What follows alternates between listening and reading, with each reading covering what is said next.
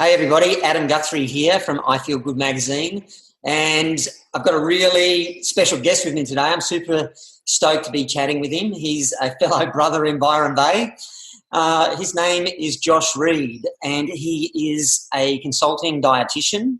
He has a practice here in Byron Bay, and he specialises in gut health and plant-based nutrition, and works with Aboriginal Health, and he's also a writer who writes articles on health science for various publications. So he's a guy with a lot of knowledge about nutrition and plant-based health. So I want to delve into him to talk about, some of the issues that we see in today's world in regards to diet and nutrition, and what he is doing to help support people to eat healthier. So Josh, how you doing, man? Good to see you. Yeah, going good. Sweating away here in Byron. We're in autumn. It's nearly April and it's 30 degrees. So I'm feeling good. Isn't it, man? It's 30 degrees. And, mate, how hot has it been the last few days? Have you been sweating at night? I've been sweating at night. I feel like we're definitely feeling the effects of climate change, and we're delayed in the months of summer. We're a month behind with this normal season, so we're seeing that. I'm feeling it. Man. Might be a bit sweaty in this interview. That's all right, man. I'm the same. It's pretty hot, and climate change is a big thing. It's really happening. We're actually starting to see it, and notice it and feel it every single day. So, that's one of the cool things about a plant-based diet. It has the lowest impact on the environment. Which, we can discuss later. But I want to have a chat to you more about, what are the issues that you see people coming to you in your practice in regards to health? What are the problems? What are the diseases people have? And what's important about helping those diseases? So, mate, fill us in. What are the sort of diseases that you get, that you see, that you're helping people and treating people with? Sure. Great question. Big question. I'll try and keep it nice and concise. So a bit of background behind me. I've been working in the health industry for a good 10 years as both a fitness trainer and a dietitian. Been consulting as a dietitian the past 6 years in hospitals, community health. Now I'm mostly in private practice and Aboriginal health. As most dietitians out there working in clinical sort of situations or environments, majority of our work is around chronic health and chronic disease management. So looking at the major conditions in Australia and basically the Western world. We've got our cardiovascular disease, so heart attacks and strokes, diabetes, particularly type 2 diabetes, obesity, cancer, even musculoskeletal conditions like arthritis. So a lot of our work as dietitians is providing medical nutrition therapy for people with those conditions. So those people are getting referred to you by doctors, or do people just come to you with those issues? Yeah, look, combination. Doctors definitely becoming more proactive with referring. I'd have to say about 50% of my appointments or clinic caseload is referrals, and then the rest is private for those who are looking to manage conditions, or they've been diagnosed and they want to sort of take control there, or being proactive with their health and really looking at going, okay, I'm feeling good, how do I stay good?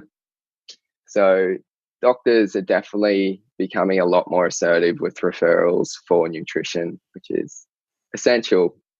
That's good. Do you get any doctors writing on a script saying plant-based diet, prescribed plant-based diet? Does that happen?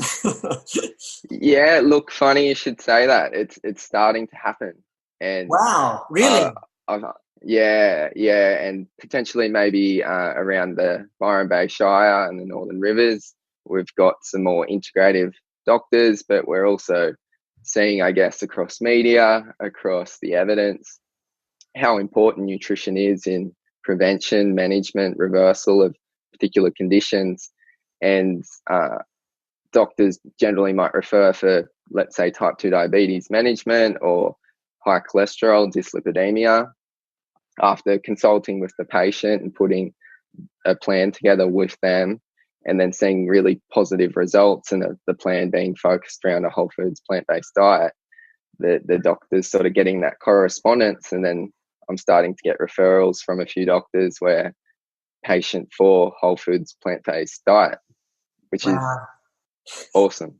That is awesome, because one of my driving forces really in sharing this information and teaching people how to eat this way is to bring awareness to doctors, because I'd like to see one day when someone's sitting down with a heart disease or diabetes or high cholesterol or blood pressure, they're sitting down with their doctor and the doctor says to them, look, you've got a choice. You can have medications, we can give you those, or you can go down a whole food plant-based diet. Now, if you go the medications, it's going to keep you alive, you're going to feel not that good, and we'll probably have to give you other meds down the track to overcome some side effects, but you can just keep living the way you're living and you'll stay alive, but it's just not going to be the best quality of life. And then there's the other route, you could go down a whole food plant-based diet. Now, if you do, it can reverse your disease. You could actually look younger, feel younger, your skin's going to glow, you're going to have all this energy, you're going to have this amazing life where you could do stuff that you couldn't do before. And the only thing is you're going to have to change your lifestyle and your eating habits. But we can support you in that. We've got, people we can refer you to that can help you move in that direction and help you make the transition and the change. That's one of the things that I really want to see, because I never had that choice when I had the heart attack.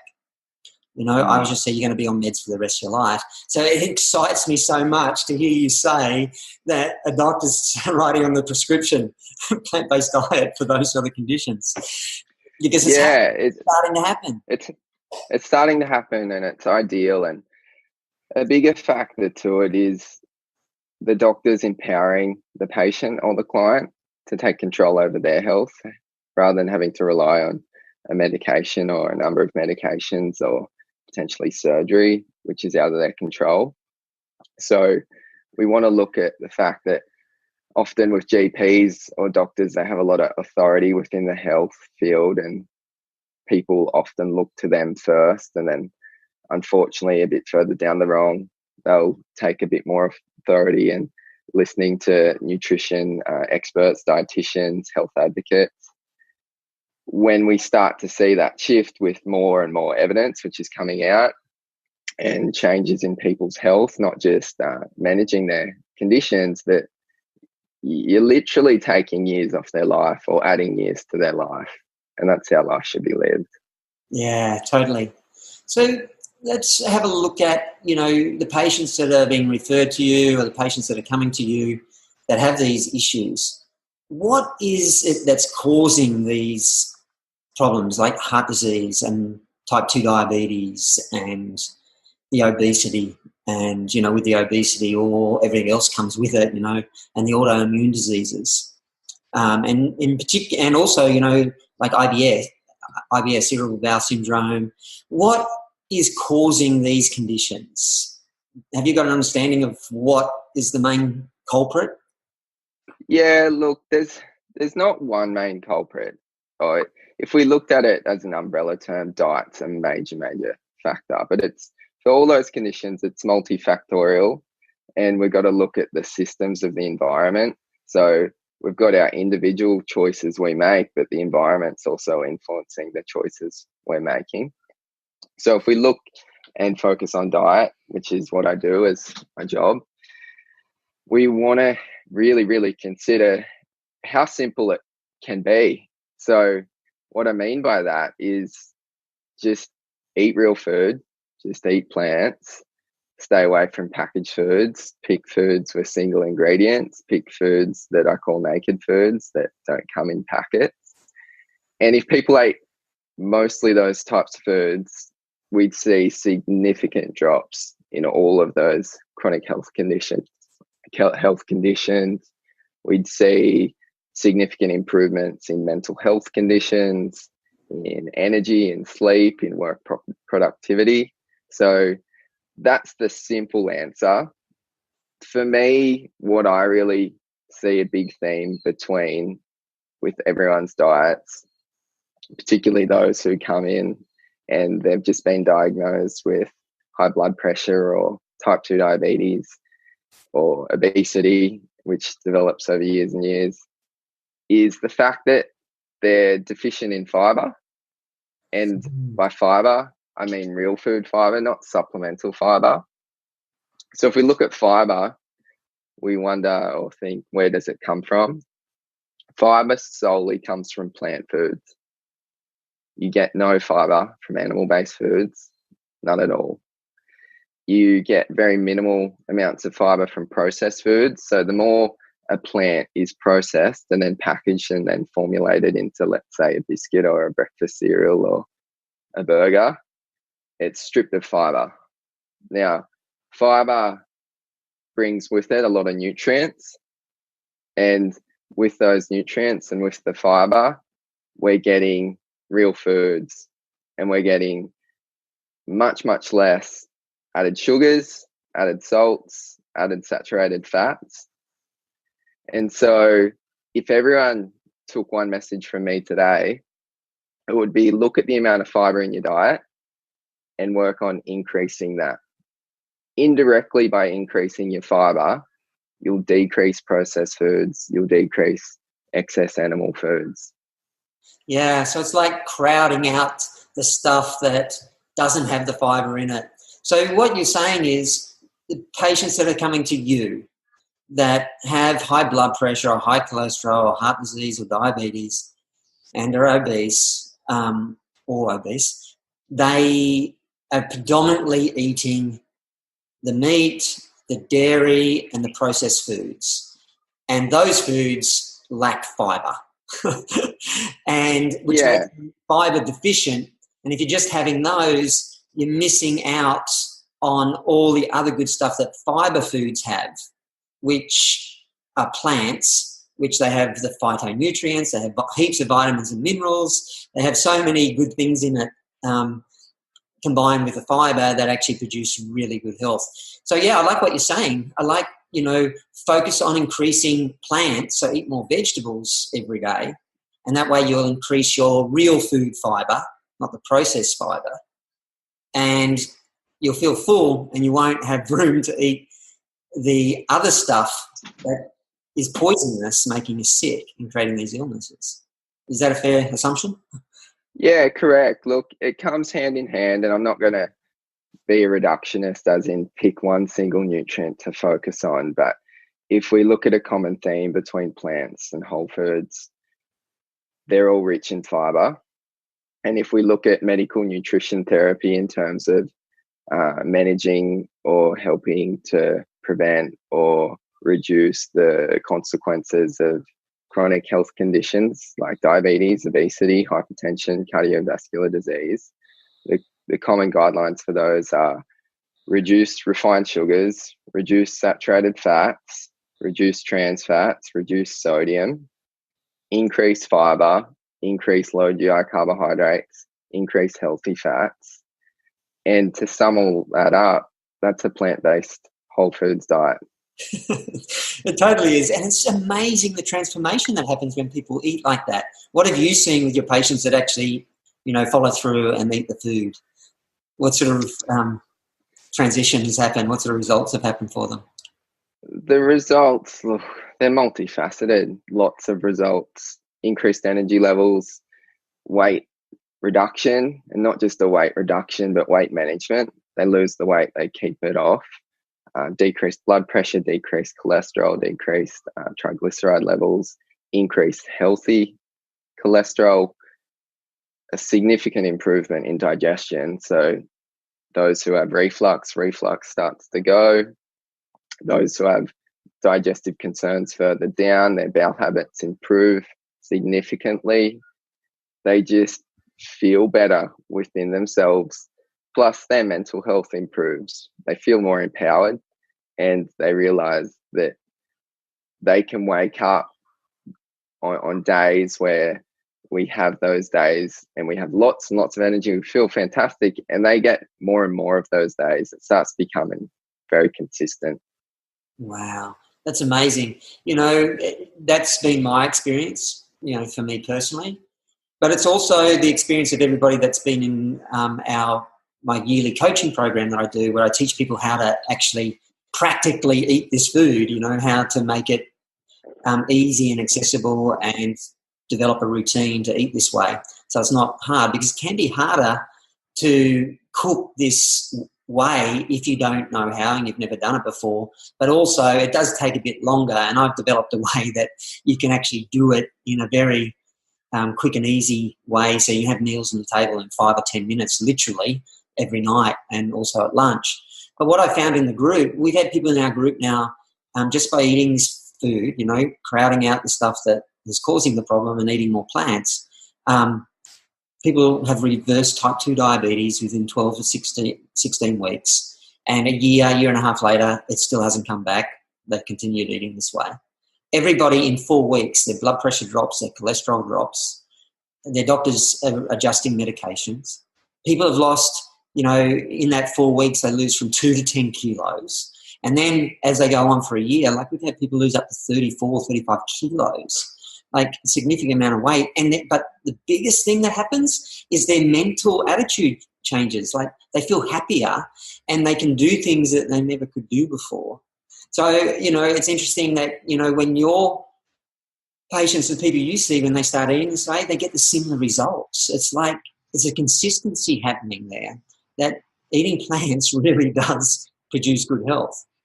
So why, you mentioned there about the mental health. Why does that happen when we eat more plants? Yeah, look, again, it's pretty complex how it works, but essentially, if you think, let's use the analogy of a car, and if you have a car and you drive it around and you never put oil in it, and you never put water in it, and you never change tires, and you put crappy fuel in it that's filled up with contaminants, the car won't run too well.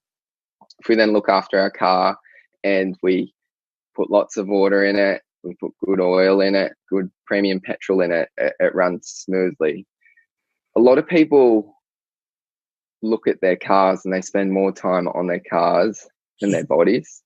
And a little tip, your body is a bit more important than your car, because if you don't have your body, you can't work on your car.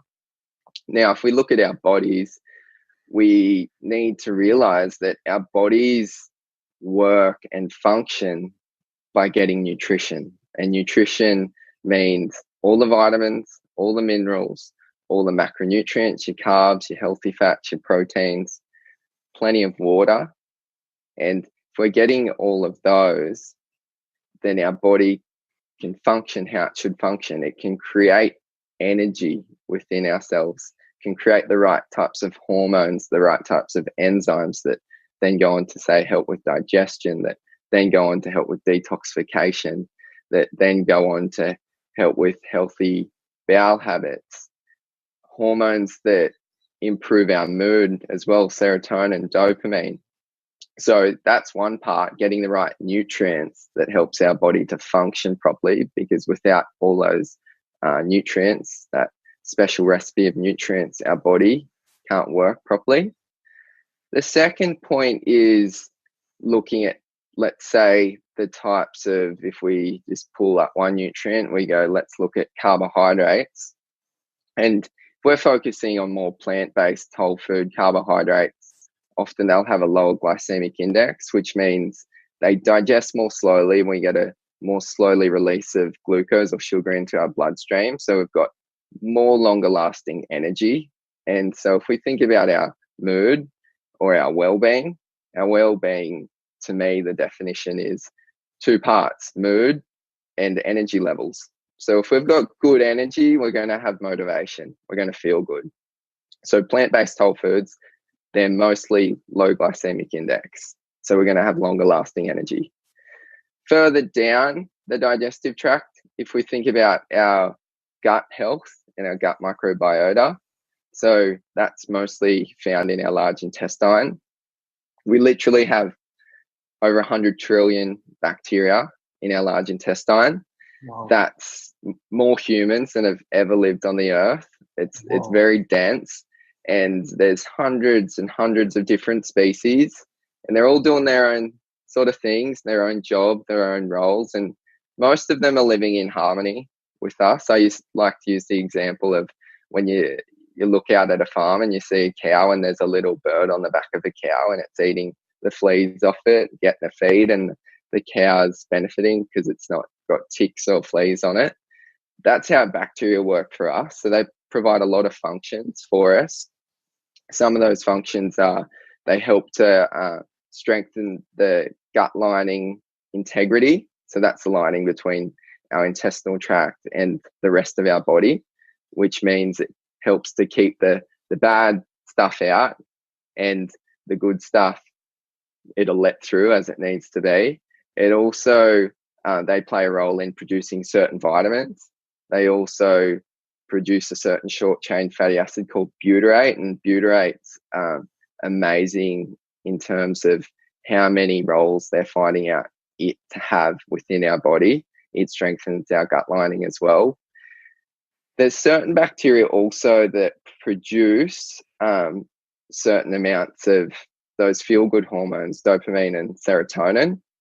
There's also certain bacteria that produce factors that block those feel-good hormones, dopamine and serotonin, and they help us to feel good. They improve our mental health, in essence. So those bacteria in our gut, they're super important. I can't stress enough, and that's one reason I'm always saying to people, eat more fiber, because fiber comes from plants, and fiber, particular types of fiber, prebiotic types of fiber, they feed our good gut bacteria. They help them to thrive. Now, when we've got good, healthy gut bacteria, they've been linked to improving our mental health via the different hormones they produce and the different messages they send between the gut and the brain. It's called the gut-brain axis. So that's another layer to how plant foods improve our mental health, the way they impact on our gut health. So the plants are full of fibre, which all plants are. That increases our good gut bacteria, and that good gut bacteria tells our brain it's okay to be happy. Yeah, it doesn't just tell, it helps encourage it to be the way it's meant to be. Wow, that's so awesome. So what about the foods, if we eat, animal products, what does that do to our gut bacteria? Yeah, good question. So it's not just increasing the plant foods and the fiber that provides a lot of the benefit, but when we reduce both processed foods and excess animal foods being your meats, your chicken, your full-fat dairy, for example, we get changes in our gut bacteria. And so our gut bacteria, they literally can change within 24 hours of changing the way we eat.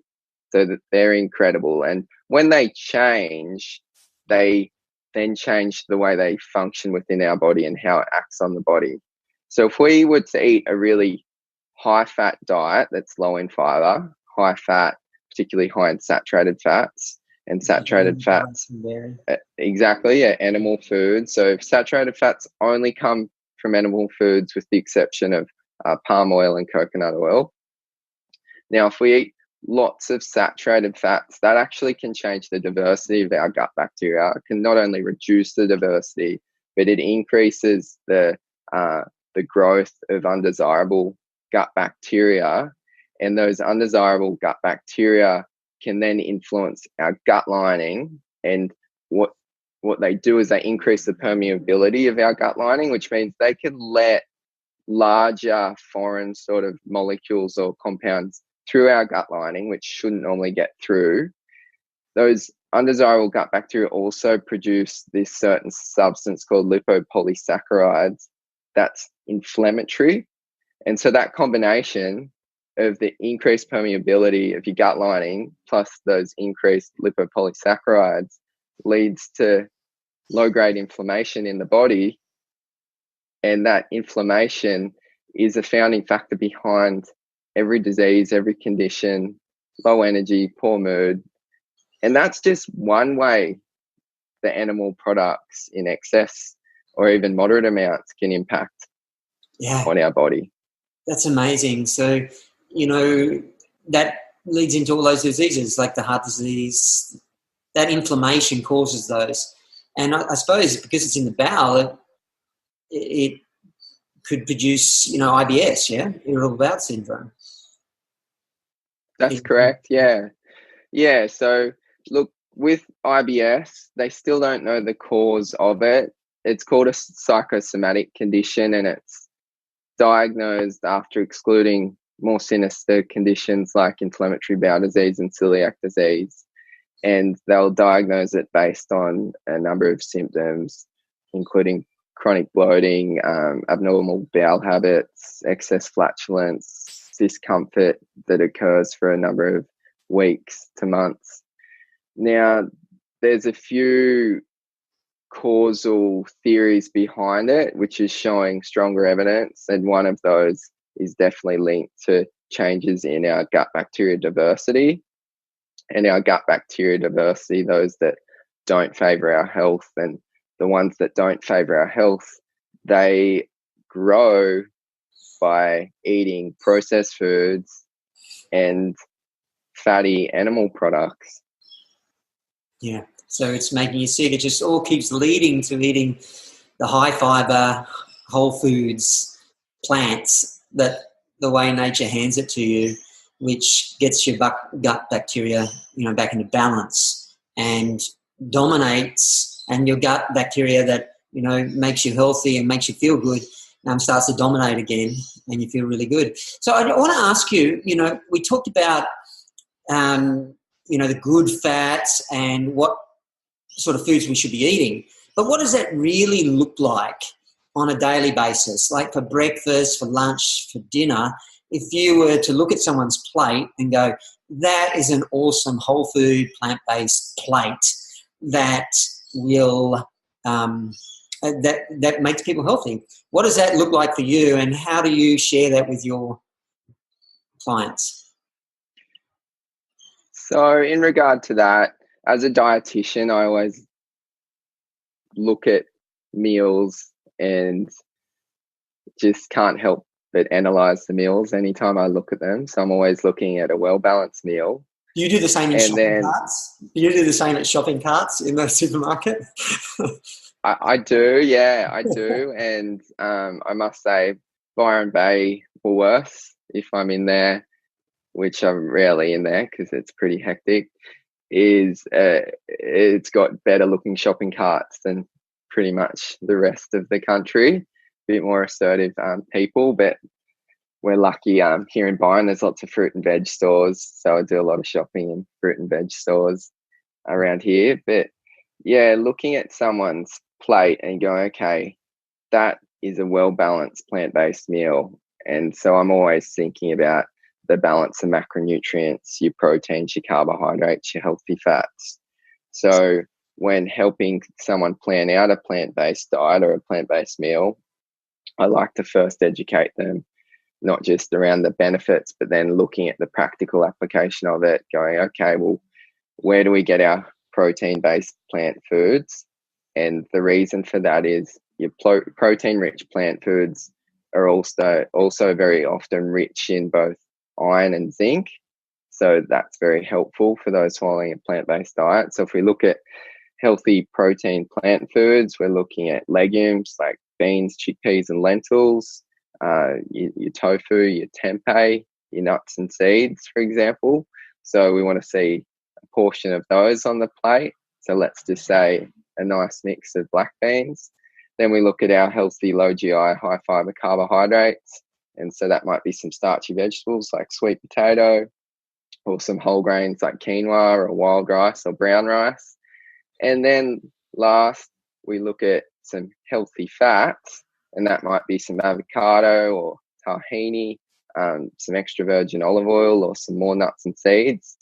To top it all off, we load the plate up with non-starchy veggies, lots and lots of greens. Think about the colours of the rainbow, The more colours, the more nutrients, the more antioxidants.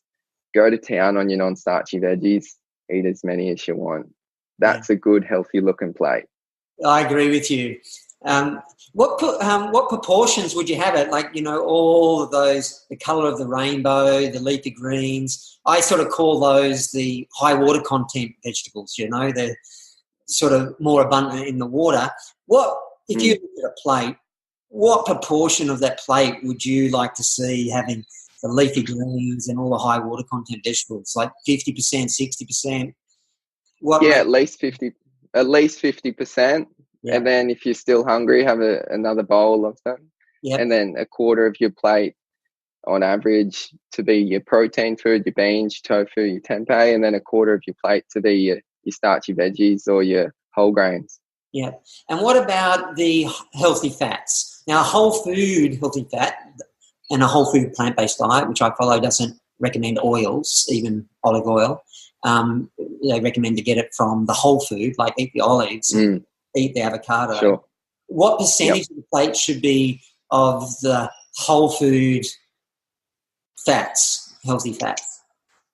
Yeah, look, it's a good question, and I want to put out that every person is individual, so they've all got specific needs. So this is just an example, and say if you have diabetes or heart disease or cancer, or you need to gain weight or lose weight, we need to work around that. But as an example, I usually would sort of recommend a couple of tablespoons, depending on what sort of fat it's going to be.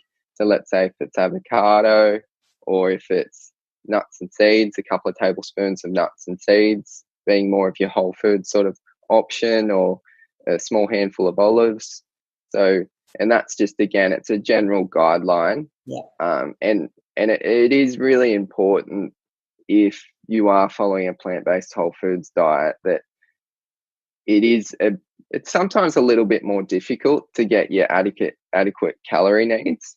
And that's often why people lose weight, which is great for weight loss. But we also need to consider that weight's just one symptom or one factor in our health.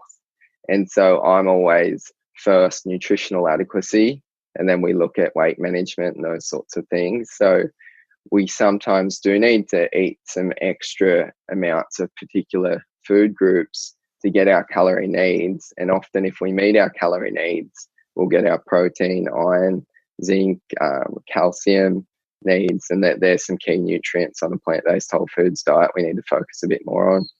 Yeah, definitely.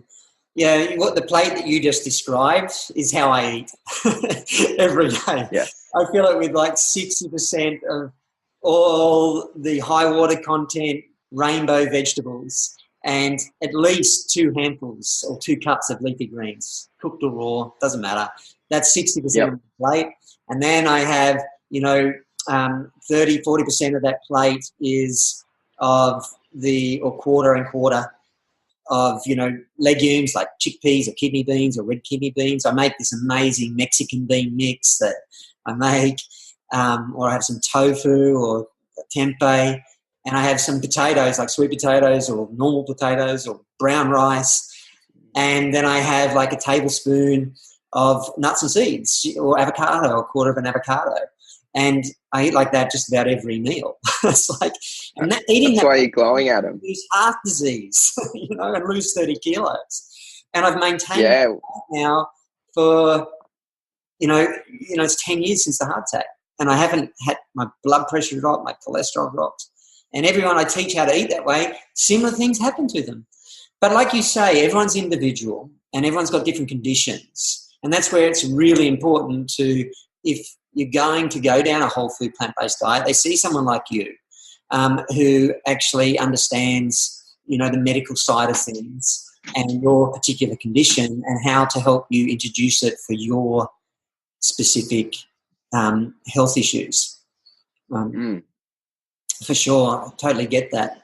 But isn't it cool, when you eat a plate like that, how, that's a good-looking plate and produces good health usually. It's an attractive looking plate, and it makes you feel good before you look at it, and even when you look at it before you eat it.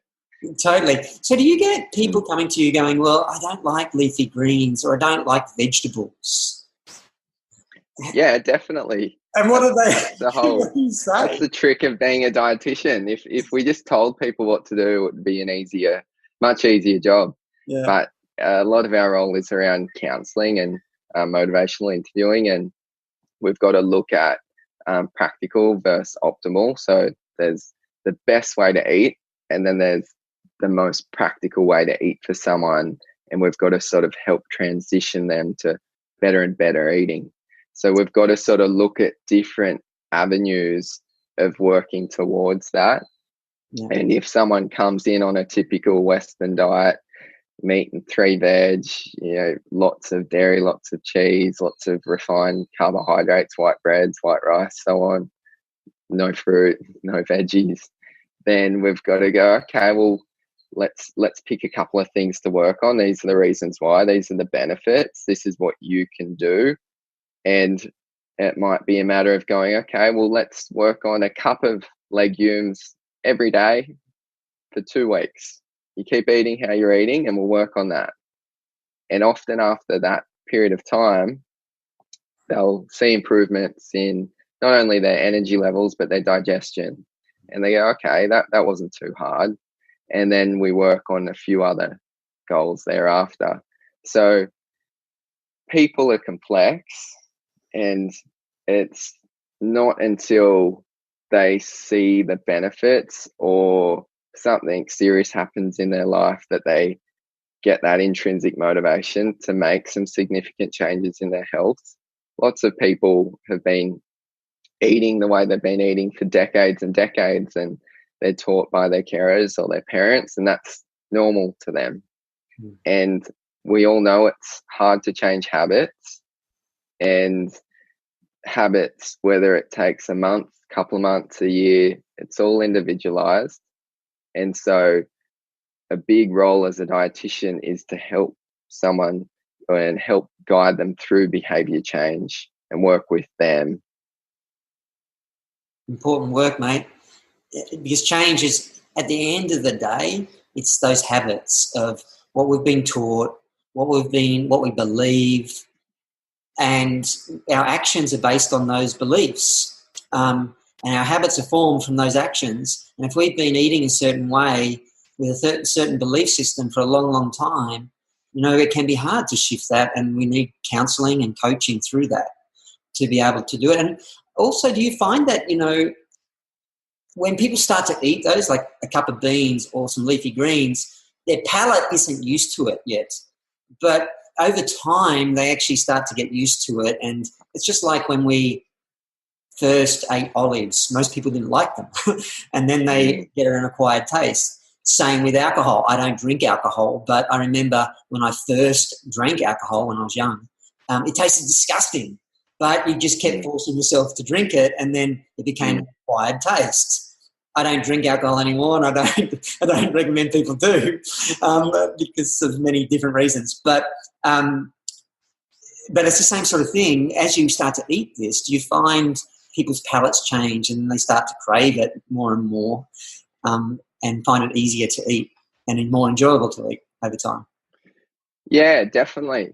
So we've got to think about food's not just fuel. Food's not just nutrients. It's an experience, and a lot of people have an emotional connection with food, and food can be a celebration. So if you ever think of different events that we have in life, Christmas or birthdays or catching up with friends for a coffee or for dinner, it's always over food, or most of the time it's over food. So there's a strong emotional connection to food. So that's definitely a factor we've got to consider. People have that emotional connection. Then we also need to consider, let's say, for example, with vegetables. A lot of people grew up eating vegetables, and they grew up being forced to eat boiled vegetables. And boiled vegetables, look, I can deal with them, but they're not my favorite way of eating vegetables. Both you and I know there's a lot of better, more tasty ways to eat vegetables. And so when you do tell someone eat more vegetables, it's important to teach them how to eat more vegetables. There's meals that they'll absolutely love, and it's important to tell them keep an open mind. You might find some new foods that you absolutely love. Avocados and olives are a classic example. A lot of people who haven't tried them before say they're disgusting, and then they start eating a bowl of guacamole every day, you know. So it's important to consider that. I see a lot of people, let's just say, who drink coffee or tea, and they might have a couple of sugars in their coffee or tea, and that's just normal to them. And if they don't have 2 sugars, it doesn't taste good. It tastes bitter.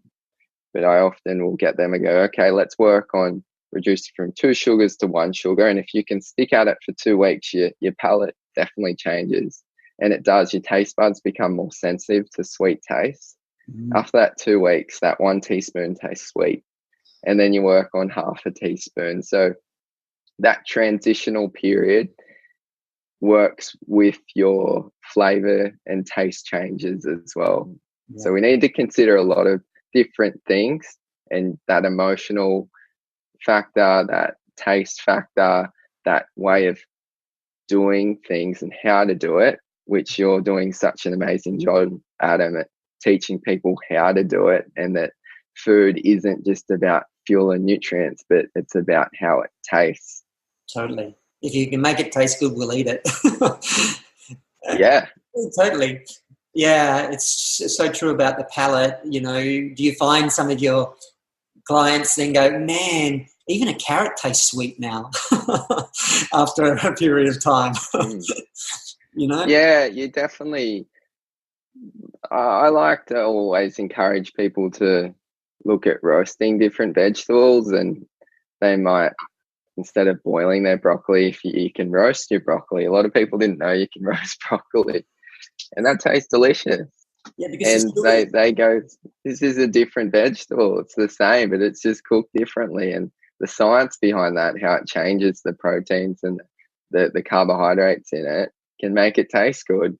Yeah, totally. Well, it caramelizes the sugars, the natural sugars in them. It caramelizes it and makes it taste sweeter. You know, like roast pumpkin is really sweet, and roasted sweet potatoes go sweeter. Tomatoes go sweeter when you roast them in the oven. You know, it's like incredible. I want to ask you about why you got interested in Aboriginal health and started working in that field. What drew you to that? I've always been connected with the Aboriginal community from when I was really young. I was fortunate that I grew up in a nice household, and my family and my parents particularly were such fantastic role models who definitely had a strong value in equality and equity. And my mum worked as both a teacher and a social worker. So the town I grew up in, I was often as a young child down at the local mission, and a lot of my mates were Indigenous. And so from that point on, I didn't essentially look at Aboriginals as different, but just they were like brothers and sisters and aunts and uncles. So I was very lucky to have that experience, and very lucky to learn from my parents the hardships and the inequities that are faced within that community. So later on in life, when I'd started university, I was able to work as a tutor at the university, tutoring Aboriginal students, and absolutely loved being able to do that. And a side part of my tutoring, which I probably shouldn't have always done, but I'd often take my students in tutoring hours and take them food shopping and help them food shop and help them cook. Awesome. And so we sort of deterred a bit from the study, but I found that, you know, if you eat well, you can study a lot harder. So that's very important. So after I'd finished my university degree, I then worked up here around the Byron region at Southern Cross Uni as an Aboriginal tutor as well. And then just after I graduated, I got a job in Aboriginal Health down in Ballina with the local community. And I feel super fortunate to be able to work down there, consulting, running group programs, mums and bubs programs. I've been running a cooking group every Thursday for the past 3 years, which is fantastic. Yeah, so great influence there. And it's a great area to be working in, and there's a lot of work to be done in helping to improve the health outcomes in the Aboriginal community. So I feel super fortunate. I love that work. Absolutely love it. Mate, it's good work. So what are the health issues that you mainly come across in that community?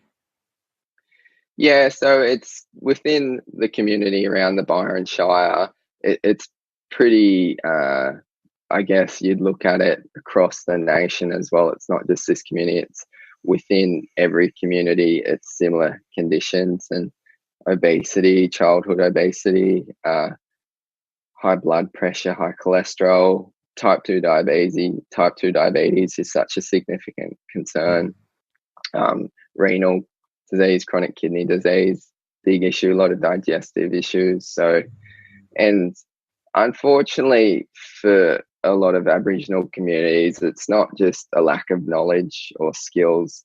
There's so many inequities around the barriers to access to good quality food and housing and refrigeration and economics. And so it's not as simple as just going, this is how you should eat. We need to sort of look at this in a systems approach and go, the environmental factors, and that being access to good quality food, having the economics to get some food, having the transport.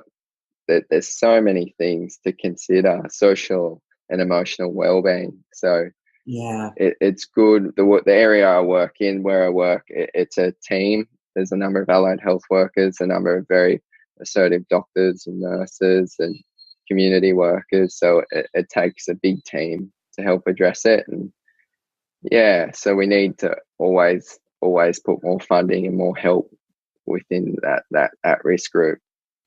Yeah, so, you know, so it's lacking the resources, not having access to the resources to be able to eat the best food that produces health. Oh, well, we've got a dark history in Australia with assimilation, and then unfortunately a number of inequities arose from there. And when their traditional ways of eating, where it basically was definitely whole foods, it wasn't completely plant-based, but a majority of it was. When it transitioned into the Western way of eating, refined sugars, flours, whatnot, it sort of had a bit of a slowing point there. And from then on, it's sort of stuck with the food environment providing a lot of takeaway options. And if you look at any low socioeconomic area, there's always more takeaway options in those areas, like your Hungry Jacks and McDonald's and KFCs, blah, blah, blah, within those areas, because unfortunately the big food companies know that they can take advantage of that. So that's definitely, an issue. And then with the locations of the different communities and the different missions, they're not always practical to get to supermarkets. So the local mission to here, good access to a supermarket is anywhere from probably about half an hour's drive.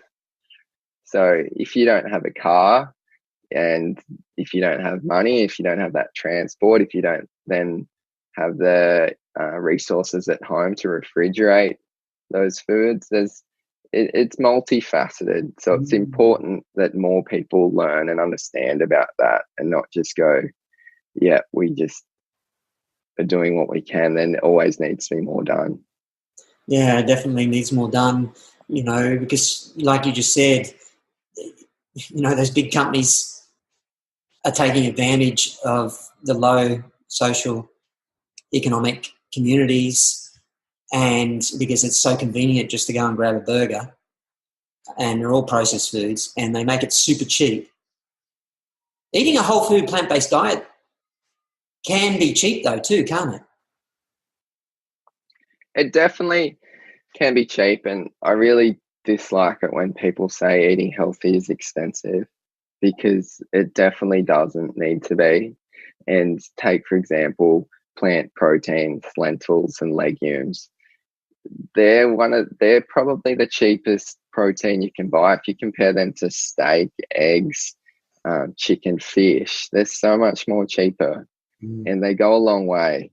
And so it's a matter of, they store well. So it's a matter of looking at the different food options. And I guess the media and marketing has a bit to blame in terms of people feeling like healthy eating is expensive, because people, or the companies with lots of money, will market their health foods that are or can be expensive. Often they're not whole foods. Yeah, so definitely it's going, if we look at a plant-based sort of way of eating, you got your fruits and vegetables and your whole grains, your legumes, your nuts and seeds. And a lot of those foods, if we say, if you don't have a lot of money, and frozen vegetables are still fine to buy if you can't access fresh. And like we talked about, the dried lentils and legumes are fine.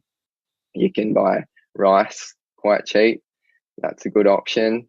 You buy the fruit that's in season.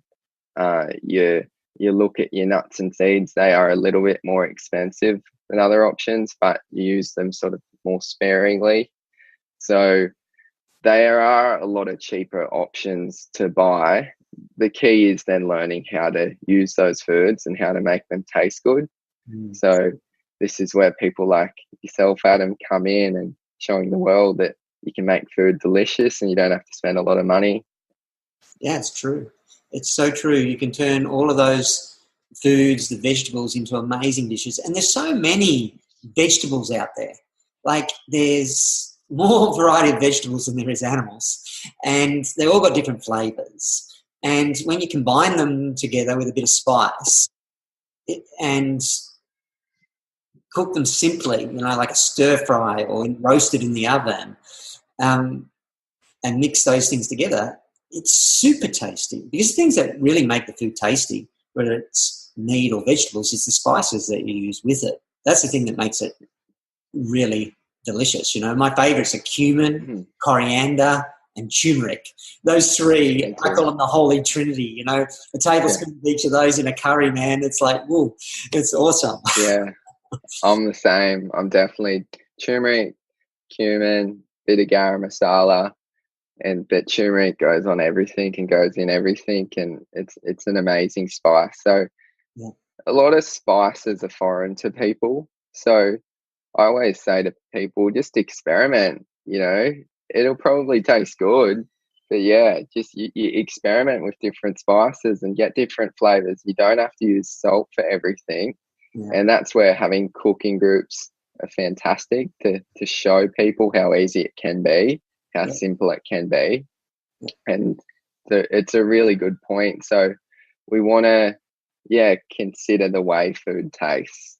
And if you learn how to do it, it can be really, really easy. Another factor I think we need to consider, though, too, is often you hear the excuse that people are time poor, and healthy eating takes a lot of time. You look up fancy recipes and there's about 2 million ingredients that go into it. But you can make nice, simple, healthy meals with less than 10 ingredients in less than 10 minutes. Yeah, totally. Absolutely. Stir fries are a good example of that. Or you can do bowls, or you can do at the start of the week. I teach people, spend a couple of hours once a week just making some staple things, like boil some potatoes, put them in the fridge, roast some sweet potato, put it in the fridge, boil up some brown rice, because that takes, half an hour to cook. So boil up some brown rice, put it in the freezer and put some in the fridge. And, boil up some quinoa, put it in the fridge. And make some bean mixes, or, make a big pot of curry or a big pot of minestrone soup, and put it into the fridge. And that way you can do a number of things. Like, you could, at lunch, you grab a handful of leafy greens, some of your little curry mix that you made, have it cold, like with lentils and things in it, and chop up some veggies, have a bit of avocado on it, you've got a meal, like in a couple of minutes. At night, you can just, pull out that curry you made and reheat it up, and with some rice, heat that as well. You don't have to wait half an hour to cook it. And within 5 minutes, you've got another good meal. So rather than cooking from scratch every night with some of those bases, then it could take half an hour to get just the meal on the table. But if you can do some of those staples, spend 2 hours a week, it's going to save you more than 2 hours throughout every day, throughout the week, by just doing that 2 hours in the weekend. Is that something that you recommend people do? Yeah, exactly. And I often will say, you've got to invest in your health, and it's not just learning what to do and how to do it. You have to make time for it, and making time is such an important thing, because we make time to watch TV and to watch Netflix, and we make time to, do things that we enjoy. And it's important to go, cooking can be very enjoyable, can be therapeutic, and it might take half an hour, let's say, to make a meal. If you're making a bit of a longer meal, half an hour is 2% of your day. It's not a lot. So it's not just learning what and how, but it's going, I need to value making time. You need to prioritize that, because often people will prioritize getting a couple of extra hours of TV in a night than spending 20 minutes cooking a dinner that's going to, result in them having a longer life. Yeah, and more energy and feeling good and everything else that goes with that. It's interesting, a naturopath once said to me, Adam, we need to take time. And I went, take time? What do you mean? I make time. And she said, no, we can't make any more time, because there's only 24 hours in a day. She said, what we need to do, we've got to take some of that time and do the important things first. So take the time to go into the kitchen and cook. Take the time to go move your body. Take the time to, spend time with your loved ones. That's stuck in there. It's like resonated with me, going, just from making time to taking time, it just blew my mind. One of those things where it just switches in your head. Yeah. And whoa, yeah. Take the time. And then what it actually made me feel like I had control. I could take the time, It was cool. Yeah, nice. Oh, it's such an important point. And it's exactly, if we look right back to early days in evolution, and people spent majority of their day collecting food and making food. Yeah. And that's how even if we took 1/24 of that amount of time, a fraction of it, it would still be better than putting something quick, convenient, and not good for us together. Yeah. So you need to look at your values in life, and your values might be your family, your career, your study, your health. You need to look at your health, and you got to move it up that priority list. And when health's up the top, you then need to prioritize more time and take the time, like you said. Yeah, totally. Definitely. Now, it's interesting, these diseases that we're seeing, that you're seeing, the heart disease, diabetes, and autoimmune diseases, and the obesity, it's just not happening in the communities that, don't have the financial resources. It's also happening at the top end of town as well, and in the middle. We're seeing these diseases happening right across the board. And even in young kids now, whether they're wealthy or don't have the same means, it's still happening to everybody. The majority of Australians are overweight. The majority of Australians, 1 in 4 people will die of heart disease. Like, if you're standing in a group of 4 people, one of those people are going to die of heart disease. They're the statistics. So even, even at the top end of town, it's still an issue, and we really need to take a good look at what are we putting in our bodies. And if you look at both spectrums of that, I bet you're seeing they're eating the same foods. However, one might be the expensive version of it, and the one might be the cheap version of it. Cheap version might be it's McDonald's and things, and the others it might be, that blue steak at the highest end restaurant in town.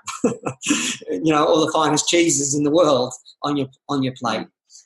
But those two things are causing it, helping cause these diseases, because there's not enough we're missing the most important ingredient, which is the fibre, which is found only in plants. Yeah, and it's the fibre in the whole form. What's your view on that? Yeah, I think you summed it right up, and that's why at the start of all this I said it's multifactorial. Definitely those lower socioeconomic areas, they have higher prevalence and higher rates within their health issues, but it's seen across the board. Sometimes the chronic health conditions are referred to as diseases of affluence. So with affluence, we've got more money, not always more time, but more time to spend on things. So spend on more high-priced foods, more processed type foods, for example.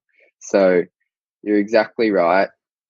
Those people who do have a lot of money, and even those who are educated, they just don't invest enough in their health. They've got other priorities, and sometimes they believe it will never happen to them.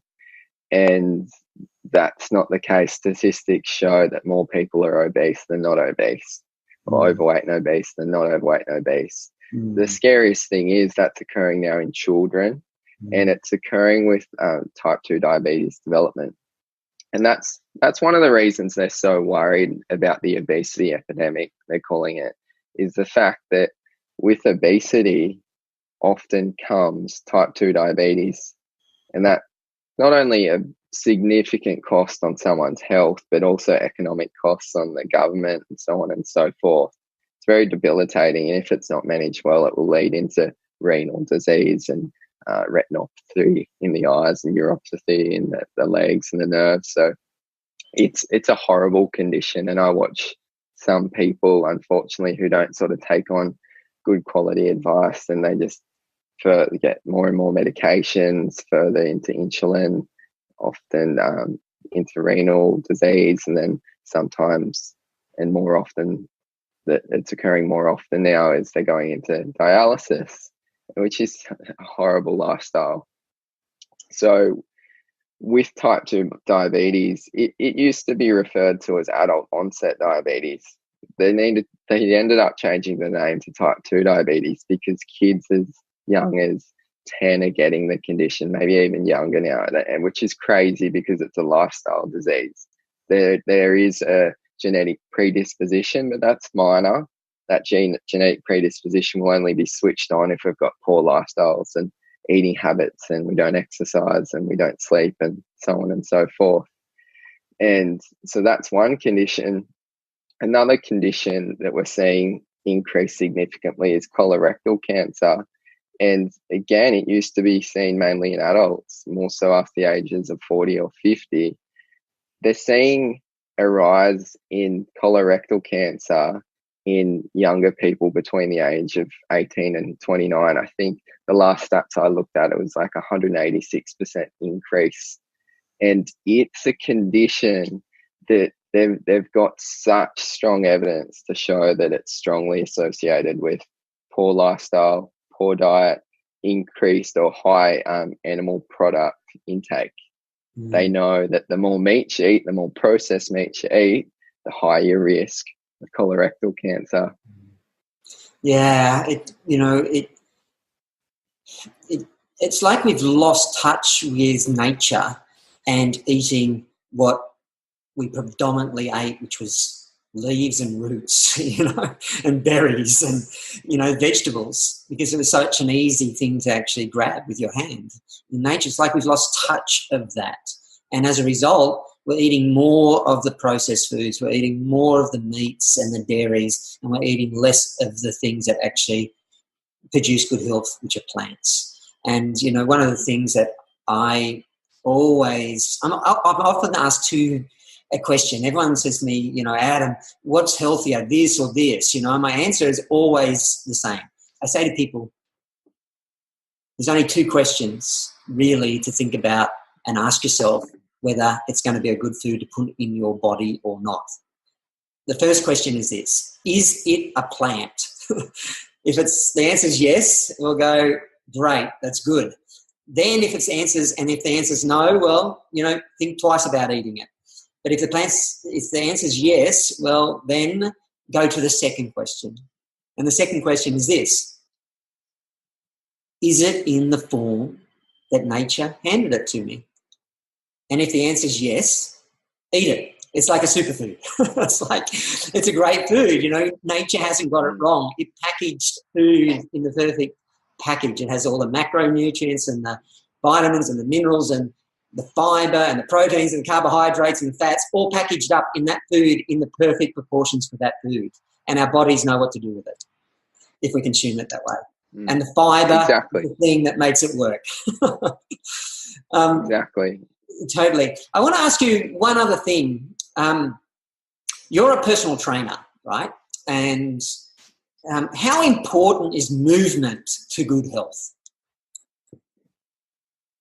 Very important. I like to we all know we should eat more fruits and vegetables and move more. Yeah. It's a pretty cliche thing to say, but understanding the science behind it and the experience of it definitely helps to motivate it and increase the consistency of it. So we look at movement and how that impacts on our health. Often people connect movement or exercising with managing weight and weight loss. Now, exercise that's one thing that can happen if we exercise. But often I always help to encourage people to exercise more by going, okay, let's focus on well-being. And like I said earlier, well-being is improving your mood, improving your energy levels. So if you've got a good mood and good energy levels, you're going to be more motivated to do other healthier things later on in the day or later on in the night. So that's one aspect of it. We also know, looking at the science with it, with movement, that helps to increase what's called insulin sensitivity, which helps to regulate our blood sugar levels a lot better. It improves our cardiorespiratory system, makes our heart stronger and our blood vessels stronger and more capable of moving blood through more efficiently and getting oxygen and nutrients to where it needs to go. So there's a lot of benefits there. It increases muscle mass or lean body mass. The more lean body mass we have, the stronger our immune system is, the less prone we are to chronic health conditions. We're going to have more energy from it. So they're just a couple of aspects. Our functionality with movement. So what I mean by that is things as simple as getting in and out of the car or pulling the washing off the line or pushing a trolley. If your body isn't working properly, those common things can become hard to do. And over time, as we get older, our body's getting older and it can start to wear out if we don't use it, sort of use it or lose it. And that's the functionality of our joints and our muscles and our skeleton. And so as simple as doing day-to-day active daily living, as they call it, that's another important function of exercise and movement. And so it's multifaceted. Once again, it's not just for weight loss, which often people will exercise for. It's definitely a benefit, but there's lots and lots of other aspects of it.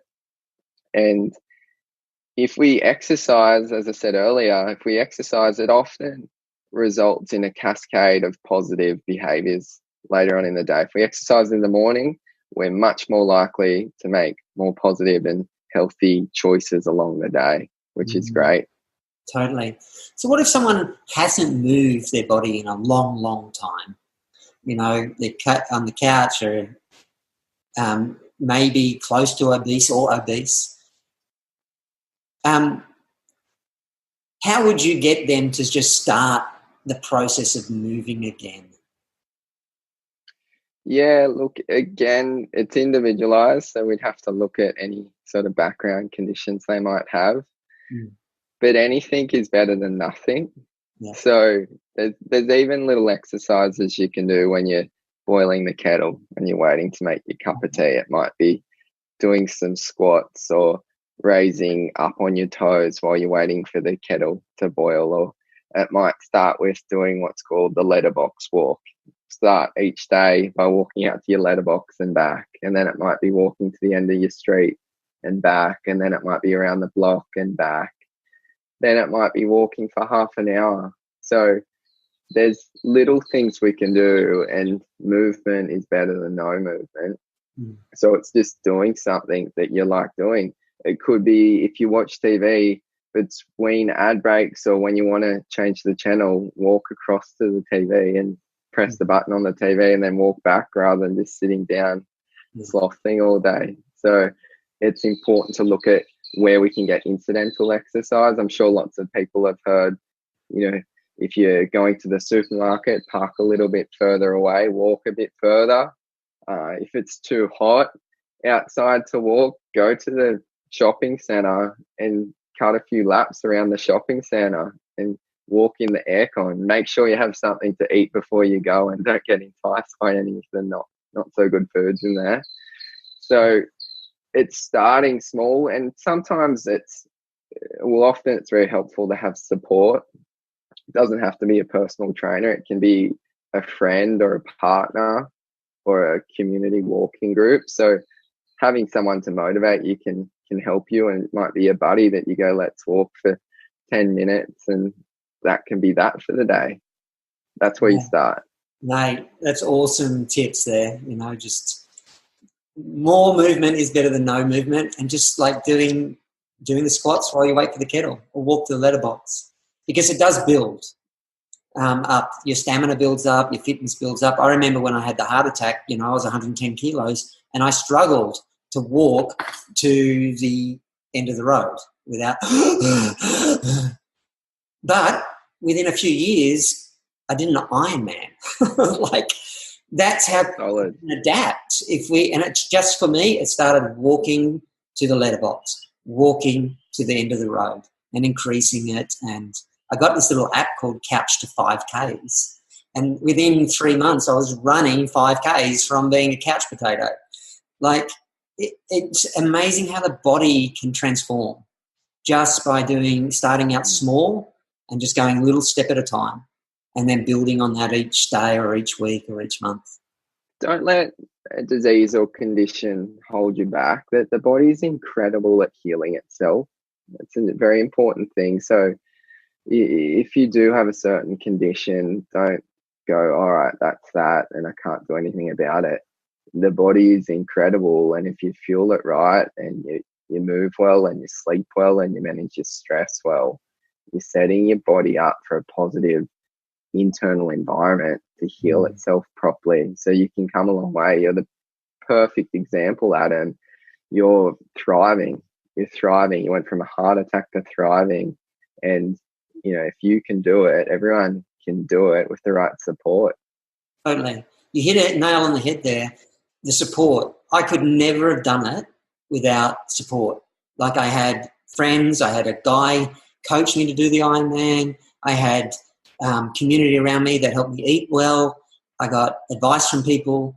If I was to try and do it by myself, I could never have done it. But the community that I had around me, that I got myself into, because I wasn't in those communities before, like, I went and got a bike and I started riding with the local bike club. That's how I ended up meeting the guys that did Ironman, and they trained me, you know.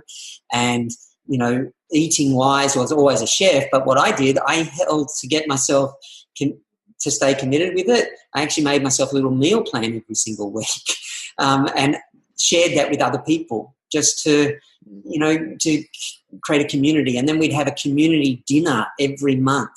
I'd invite everybody in the local community that was interested in eating plants and growing plants to come for dinner. And we'd end up, like, with just a few people, turn into like 60 and 100 people would end up in our garden each month on a Friday night, and they'd bring their vegetables, and 3 or 4 of us or 5 of us, whoever wanted to, would cook all day, make these big pots of food and big bowls of food, and everyone would just share it. Like, there's so many ways we can get community, you know. And exactly, community is the most important thing to help us do that. And online these days, it's good, you know. There's so many groups, Facebook groups, that are all around the same topic. And you can join those and get that support, and people help and encourage. But definitely, mate, Josh, what I love about what your message today was, it's holistic, you know. It's like, it's important to eat the plants, and it's also important to move the body. But more importantly too, everyone is unique and have different conditions and they're at different phases and have different resources available to them in their life. And what you do really well with your practice is help people that are in those individual situations to help coach them through it and counsel them through it and give them the tools to transition into better health. Mate, you're doing awesome work, man. I mean, I'm so pleased that I came across you. I think you and I should do a talk and a cooking demonstration one night. Yeah, be I reckon that'd be awesome. Be good. Yeah, I'm stoked to meet you, Adam, and it's good to, I guess, have another brother in town who is sending the same message, and we're making it practical, and we're helping people to do it in a more easy manner and looking at it holistically. And that's exactly what you said. Having that community is very helpful. So reaching out to a community and that support, and you can do it. You don't have to have the perfect day to start. And I'm sure for you, when you started to make changes with your health, you didn't have to have the best runners or the best watch or the best workout routine. You just started and you were consistent.